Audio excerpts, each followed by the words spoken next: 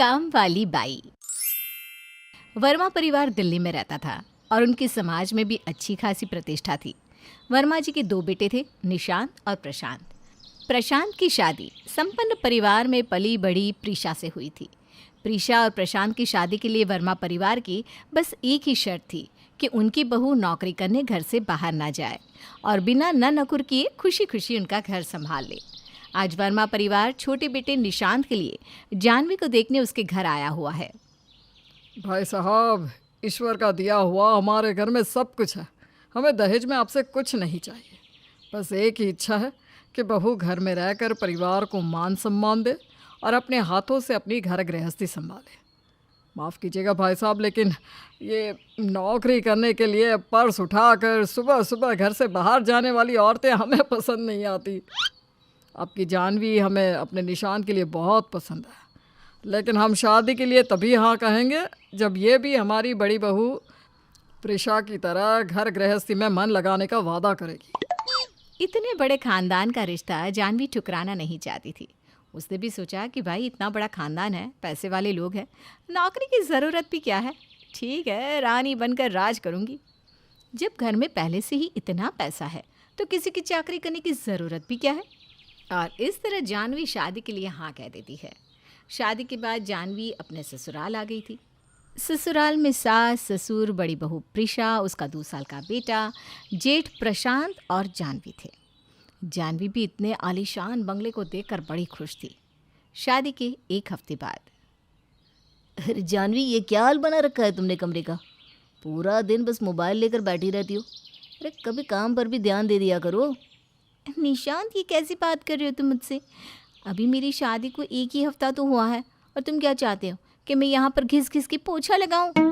हाँ तो अब 1 हफ्ता हो गया ना महारानी। अब पालकी से उतरो और थोड़ा काम पर ध्यान दो। कमरे की हालत देख रही हो, पैर रखने का मन नहीं कर रहा। ऐसा करो, आज कमरे की अच्छे से सफाई कर दो। झाड़ू पोछा डस्टिंग सब करके एकदम चकाचक कर देना। अरे 1 हफ्ता हो गया कमरे में पोछा तक नहीं लगा। मैं कब से सोच रहा हूँ कि अब तुम्हें गंदगी दिखाई देगी और तुम साफ सफाई करोगी, लेकिन तुम तो जैसे आंखें बंद किए बैठी हो। मोबाइल के अलावा तुम्हें कुछ सूझता ही नहीं है।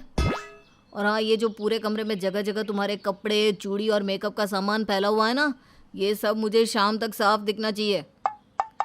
जानवी को तगड़ी सी झाड़ लगाकर निशांत अपने ऑफिस के लिए निकल गया।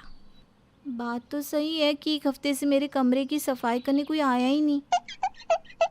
आया पड़ा मुझसे पोछा झाड़ू लगवाने वाला। अब जाकर भाभी से पूछती हूँ कि काम वाली कितने बजे आती है। जानवी प्रीशा के पास जाती है। भाभी, मेरा रूम बहुत गंदा हो गया है, काम वाली कितने बजे आती है? आए तो मेरे पास भेज देना ना, अच्छे से खबर लूँगी उसकी। 1 हफ्ते से मेरे कमरे सफाई करने आई ही नहीं। जानवी की बात सुनकर प्रीशा ज़ोर ज़ोर से हंसने लगती है। तुम मजाक कर रही हो ना जानवी? अच्छा मजाक है। नहीं भाभी, मैं क्यों मजाक करने लगी, मैं तो सीरियस हूँ। अगर तुम सच में अभी तक नहीं समझी तो एक बहुत बड़ा झटका खाने के लिए तैयार हो जाओ। इस घर में बाई, कामवाली, नौकरानी जैसा कोई इंसान ही नहीं है। शादी के समय पापा जी ने पूछा तो था कि खुशी खुशी घर संभाल पाओगी या नहीं, तब तो तुमने हाँ कह दिया था। तो बस अब तुम ही हो यहाँ की काम वाली। है? तो ये इतना बड़ा बंगला साफ कौन करता है? अभी तक तो मैं और मम्मी जी करते थे, अब से हम तीनों मिलकर करेंगे। ये तो बहुत नाइंसाफ़ी है। आजकल तो मिडिल क्लास घरों में भी बाई काम करती है और ये इतने हाई क्लास होकर भी नौकर नहीं रख सकते। अरे जानवी, तुम तो इतने से ही घबरा गई। घर गृहस्थी के काम मतलब खाना, साफ सफाई, कपड़े, बच्चे, सबका काम तुम्हें खुद ही करना है। भाभी, आपकी शादी को इतने साल हो गए, आपने कभी नौकरानी रखने के लिए नहीं कहा? तुम कहने की बात कर रही हो? मैं तो नौकरानी पकड़ कर भी ले आई थी, लेकिन इन तीनों बाप बेटों ने उसको 4 दिन भी टिकने नहीं दिया। सिर्फ एक बार नहीं, बेचारी मम्मी जी भी कई बार नौकर रख चुकी हैं, लेकिन हमारे घर में कोई बाई टिकती ही नहीं। और अगर मेड के हर काम में कमी निकाल कर उसे बातें सुनाओगे तो वो रुकेगी क्या? वो मेड थी, वर्मा खानदान की बहू नहीं जो इनकी बात सुनकर भी टिकी रहती। प्रीशा की बातें सुनकर जानवी का तो सर ही चकरा गया था। उसने क्या क्या सपने देखे थे और ये उसके साथ क्या हो गया था। तभी उसे पति निशांत की बात याद आ गई और वो अपने कमरे की साफ़ सफाई में लगी।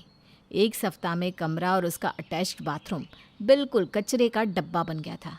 बेचारी घंटों तक दिमाग खपाकर अपने रॉयल बेडरूम की सफाई करती है। तभी सास अनुपमा वहाँ आती है। बेटा जानवी, देखो, निशांत, प्रशांत और तुम्हारे ससुर जी को बस एक ही बात से सबसे ज़्यादा चिढ़ है, और वो है गंदगी। इसलिए बेटा ध्यान रखना कि घर में और स्पेशली तुम्हारे कमरे में सब कुछ साफ सुथरा और व्यवस्थित रहे, नहीं तो इन तीनों का पारा आसमान छूने लगता है। और बेटा घर की सुख शांति बनी रहे, ये तो औरत के हाथ में ही होता है ना? मम्मी जी, मैंने पूरा कमरा साफ़ कर दिया है, अब तो निशांत खुश हो जाएंगे ना? बेटा, जिसे तुम सफाई कह रही हो ना, वो परिभाषा नहीं है सफाई की इस घर में। बेड की चादर पर एक सलवट तक नहीं होनी चाहिए। टेबल का कांच और खिड़कियां ऐसे चमकने चाहिए जैसे उन्हें कभी छुआ ही ना गया हो। बाकी तुम समझदार हो। सास की बात सुनकर जानवी का मन किया कि वो अपना सर दीवार में दे मारे। ये कैसे सन के लोगों के घर मेरी शादी हो गई? भगवान, मेरी तो सारी उम्र टेबल और खिड़की चमकाने में ही निकल जाएगी। इस बंगले में रानी बनने आई थी, मैं नौकरानी बनकर रह गई। अब बेचारी जानवी पति के साथ अपनी गृहस्थी सुख से चलाने के लिए जेठानी और सास के साथ मिलकर पूरा दिन घर चमकाने में लगी रहती। धीरे धीरे समय बीतने लगा और जानवी ने अपनी प्रेगनेंसी की खुशखबरी सबको सुना दी। पूरे 9 महीने तो जानवी ने किसी तरह बिता दिए, लेकिन बेटी के जन्म के बाद तो घर में इतना काम हो गया था कि घर में कभी खत्म ही नहीं होता था। जेठानी का भी 3 साल का बेटा था, जिसके कारण वो पहले ही घर के काम के लिए उतना समय नहीं दे पाती थी। इधर जानवी के लिए बच्चे के काम के साथ घर का काम संभालना बहुत मुश्किल हो रहा था। जानवी बहू, ये क्या है? देखो तो सोफ़ा कैसा गंदा हो गया है। घर में 3 औरतों के होने पर भी गंदगी फैली हुई है। आज तो कपड़े भी प्रेस नहीं थे, मैंने खुद अपने कपड़े प्रेस करके पहने। पता नहीं क्या करती है घर में दिन भर। प्रशांत बेटा, दोनों बहू बच्चों के चक्कर में परेशान रहती है, और मैं अकेली कितना काम संभाल पाऊंगी? एक आध काम ऊपर नीचे हो भी जाए तो क्या हो गया? तुम ज़्यादा बहुओं का पक्ष मत लिया करो। क्या पूरा दिन बहू बच्चों को ही संभालती रहती है? ससुर के जाने के बाद, मम्मी जी एक मेड लगा लेते हैं ना, हम तीनों कितना काम संभालें। थक गई हूँ मैं तो काम करते करते। एक तो दिन भर घर और बच्चे में पीसो, ऊपर से बातें भी सुनो। पैसों की भी ऐसी कोई दिक्कत नहीं है कि काम वाली रखी ना जा सके। बहुओं को ऐसे रुआंसा देखकर सास एक काम वाली को बुला लेती है। अगले ही दिन से एक हट्टी कट्टी नौकरानी घर के काम करने के लिए आने लगती है। काम वाली रूपा हर काम बड़ा मन लगाकर करती थी। झाड़ू, पोछा, बर्तन और खाना करने के बाद रूपा एक कोने में बैठकर चाय पी रही थी, तभी ससुर वहाँ आ जाते हैं। ये देखो, जैसी ये सास बहू है, काम वाली भी बिल्कुल वैसी ही ढूंढ कर लाई है। टेबल पर तो देखो कैसे पोछे के निशान दिखाई दे रहे हैं। ऐसे साफ सफाई होती है क्या? ससुर इतना बोल ही रहे थे कि तभी निशान के चिल्लाने की आवाज़ सुनाई लगती है। रूपा, ये क्या कर दिया? ऐसे काम करोगी तुम? मेरी सफ़ेद शर्ट को मशीन में डालकर धोने के लिए किसने कहा तुमसे? ड्राई क्लीन की शर्ट थी वो।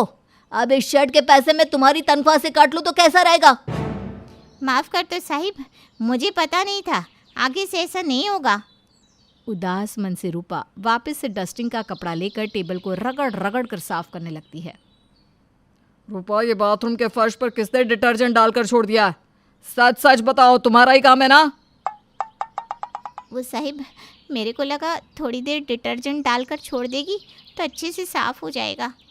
मेरा पैर टूटते टूटते बचा है। तुम्हें ज़रा सी भी अकल नहीं है कि टाइल्स को कैसे साफ किया जाता है? कुछ देर बाद, मेरा हिसाब कर दो मेम साहब, मैं आपके यहाँ नहीं काम कर सकती। आपके यहाँ के मर्दों को काम वाली नहीं, जिन्न चाहिए, जिन्न। बाबा, मेरे को काम की कमी थोड़ी ना है, आप ही झेलो इन लोगों को। मैं नौकरानी है, बीवी थोड़ी ना है जो जीवन भर गाली सुनेगी। 4 जली कटी बातें सुनाकर रूपा भी भाग गई और काम की सारी जिम्मेदारी फिर से घर की औरतों पर आ गई। बात तो काम वाली की 100% सच थी कि काम वाली को आप जली कटी सुनाओगे तो वो अगले दिन से ही गायब हो जाएगी। और पत्नी, वो तो बेचारी बिन पगार की एम्प्लॉई होती है। क्यों, सच कहा ना? फिर क्या था, अगले दिन से तीनों सास बहू फिर से काम में जुट जाती है।